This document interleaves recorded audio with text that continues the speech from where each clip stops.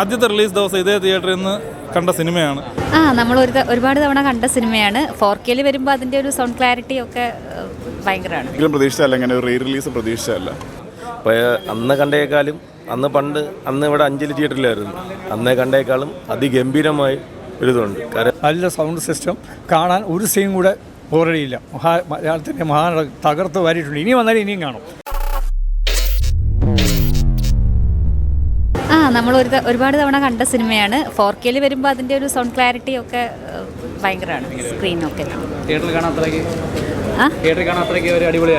അതെ, of course T വിയിൽ കണ്ടപ്പോൾ തന്നെ ഇഷ്ടപ്പെട്ട സിനിമയാണ്. തിയേറ്ററിൽ വന്ന് കാണുമ്പോൾ 4K കൂടെ ആകുമ്പോൾ പ്രത്യേകിച്ചും അടിപൊളിയായിരുന്നു കേട്ടോ. അടിപൊളി. കാരണം ഇപ്പം 2009 ഈ പടം അന്ന് ഇറങ്ങിയത്.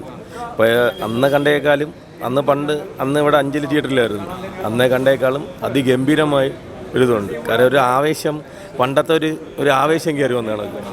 അത് നല്ല അടിപൊളി ഗംഭീരം, അടിപൊളി സൗണ്ടും കാര്യങ്ങളെല്ലാം അടിപൊളി സൂപ്പർ. കാരണം ഇനിയും പറഞ്ഞ കണക്ക് ഇനിയും ഒന്നുകൂടെ കാണണമെന്നൊരു ആഗ്രഹമുണ്ട്. കാരണം എന്ന് വെച്ചാൽ ഇനിയിപ്പോൾ അടുത്ത് നമ്മളെ വലിയേട്ട സിനിമ വരുന്നുണ്ട്. അത് കണക്കിൽ വലിയ ഗംഭീരമായിട്ട് നമ്മൾ കാണാൻ വേണ്ടി ഇതാകും. മമ്മൂക്കാർ അഭിനയം അത് പഴയ കണക്കാലും ഒത്തിക്കൂടെ ഇതുണ്ട്.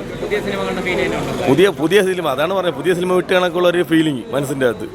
ഗംഭീരം, 4K ഗംഭീരം. മമ്മൂക്കയുടെ 3 വേഷം നമ്മൾ എത്ര പ്രാവശ്യം കണ്ട പടമാണ്. പക്ഷേ ഇത്തവണ കണ്ടപ്പോഴും പ്രത്യേക ഒരു സുഖമുണ്ട്. നല്ല സൗണ്ട് സിസ്റ്റം കാണാൻ ഒരു സീൻ കൂടെ ബോറടിയില്ല. മലയാളത്തിൻ്റെ തകർത്ത് വാരിയിട്ടുണ്ട്. ഇനി വന്നാലും ഇനിയും കാണും. കാരണം ഈ പടമൊക്കെ ഒരിക്കലും നമുക്ക് നിരസിക്കാൻ പറ്റില്ല.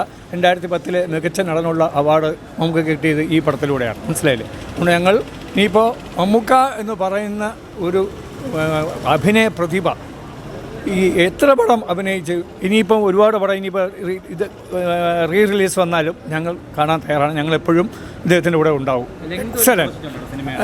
എന്തോ കുറച്ച് മാറിയിട്ടുണ്ട്, ഡ്രീം ചെയ്തിട്ടുണ്ടെന്നാണ് അറിഞ്ഞത്. മനസ്സിലായില്ലേ? പക്ഷെ അത് പടത്തിൽ ഞങ്ങൾക്ക് ഫീലൊന്നും ചെയ്തില്ല. സാധാരണ കാണാൻ പോലെയുള്ള പടം. സൗണ്ട്സ് അഞ്ജലി തിയേറ്റർ ഇവിടെ താഴെ അഞ്ജലി തിയേറ്റർ ആയിരുന്നു.